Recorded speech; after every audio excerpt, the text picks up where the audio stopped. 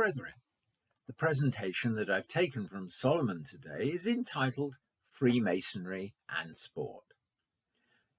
In summary, it's an investigation of the links between Freemasonry and various sports, and similarities in values, ethics, and hierarchies between the two. Also, a list of sports-based Masonic lodges and distinguished sportsmen who were also Freemasons. This particular presentation, brethren, is quite a long one, as you might think, given the number of sports that could be involved. So what I've done is I've chosen a few highlights from it and would strongly recommend that you look this presentation up yourselves on Solomon and enjoy it in full. So, Freemasonry and Sport. There are many similarities between Freemasonry and sport, and many sportsmen are attracted to Freemasonry because of these similarities. In both, there is a sense of belonging, closeness, friendship, and relying on each other as part of a team. There is a shared identity from the clothing, regalia, and kit. You have to train yourself to learn ritual, a combination of words and movements. You attend practices, which are lodges of instruction where you are coached by knowledgeable, experienced trainers. In both Freemasonry and sport, a lot is down to the individual's attitude and commitment. You get apprehensive before a big match or event. You are supported by your teammates. You are told to have a good evening, which is well meant, but doesn't always help. You perform before a critical audience who assess your performance in the nicest possible way. You have good days and bad days, and I'm sure, brethren, we've all had some of those. Sometimes your match performance is not as good as it was in training. You have a feeling of relief afterwards, relaxing at the festive board or the post-match dinner. Both sport and Freemasonry have a rich history and tradition. Freemasonry is many centuries old and proud of its traditions, but there are also many historical references to sport. In Shakespeare's King Lear, which was first performed in 1606, Oswald is likened to a base football lout. Like Freemasonry, sport started getting organised in the 18th century. The Jockey Club was founded in 1750 to control horse racing, followed by the Royal and Ancient Golf Club in 1754, the Marylebone Cricket Club in 1788, the Football Association in 1863, the English Rugby Union in 1871, and the Amateur Athletics Association in 1880. Now, brethren, I'm going to move through the presentation now, and we're going to look at Freemasonry and football. I thought it was particularly timely to consider this particular part of the presentation, as we have just experienced the European Championships. Winning the World Cup in 1966 has turned out to be a rare achievement. The winning England team was managed by Alf Ramsey, who became a Freemason when he was 33, towards the end of his playing career at Waltham Abbey Lodge. One of Ramsey's teammates in his last England game as a player was another Freemason, Stanley Matthews, who played for Stoke and Blackpool with 54 games for England. He played in the FA Cup final 3 weeks after his passing ceremony. Another Mason, Jackie Milburn of Newcastle United, whose team won the FA Cup 3 times in 5 years in the 1950s, was initiated into Shiremore Lodge. 3 months after his raising ceremony, he played for England in the World Cup in Brazil alongside Matthews and Ramsey.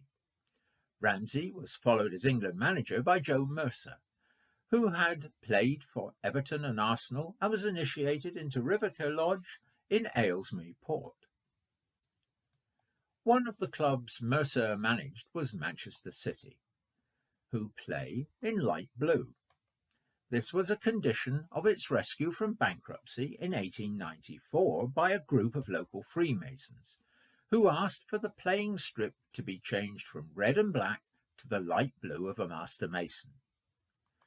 Over the years, the strong Masonic presence on the club's board of directors and in its management team has ensured that the strip has not changed. In the 1960s, 5 of the 6 directors were Masons, and Joe Mercer took over as manager from another Mason, Les McDowell.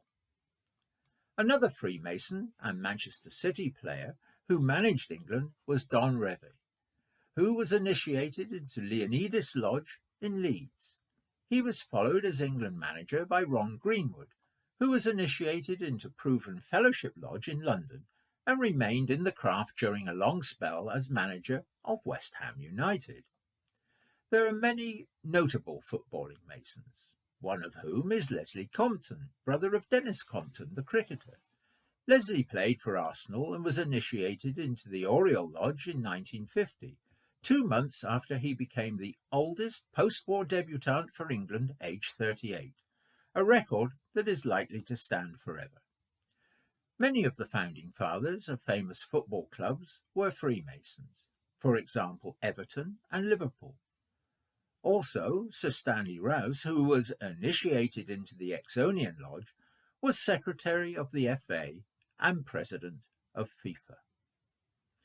Now, brethren, the presentation goes on to talk about rugby, cricket, motorsport, martial arts, sports lodges, and charity.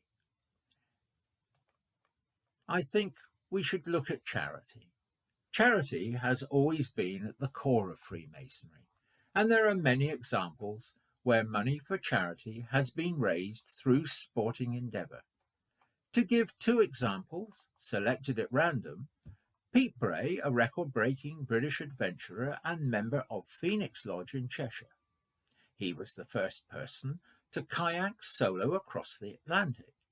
He has also kayaked around the island of Great Britain and is planning to kayak across the Bering Strait between Russia and Alaska, all to raise funds for charity. He does not describe becoming a Mason as an adventure. He says, "It's more a learning curve. It's about improvement and bettering yourself. An adventure is about getting from A to B and succeeding. Becoming a Freemason is more a lifelong journey." Matthew and Christian Cleghorn, brothers and former Royal Marines and members of Lewis Lodge number 872 in Cumbria, would agree with Pete. They rode from the Canary Islands to Antigua, an Atlantic journey of over 2,500 miles. It took them 64 days, raising over 30,000 for research into Parkinson's disease. Matthew said, "I see the challenge as an extension of my Freemasonry, as the whole aim has been to benefit a worthy charity." Masonic charity also benefits talented young sportspeople through Talent Aid, established by the Royal Masonic Trust for Girls and Boys, to enable them to achieve their full potential. Since 2001, over 250 young people have received assistance, and many have achieved the very highest levels of performance in their sports. Now, there are many other sports that could be mentioned, brethren: golf, boxing, swimming, all kinds of things. But there are few sports in which Freemason athletes and coaches and administrators have not made their mark. Freemasonry has contributed to and influenced sport in so many ways and at all levels of participation and performance. In many cases, Freemason has provided an environment, a value system, and a culture which has links and similarities to the world of sport. I hope you've enjoyed that presentation, brethren, and you'll take my advice and look up the full presentation on Solomon. Thank you very much for your very kind attention. I look forward to another presentation in a couple of weeks.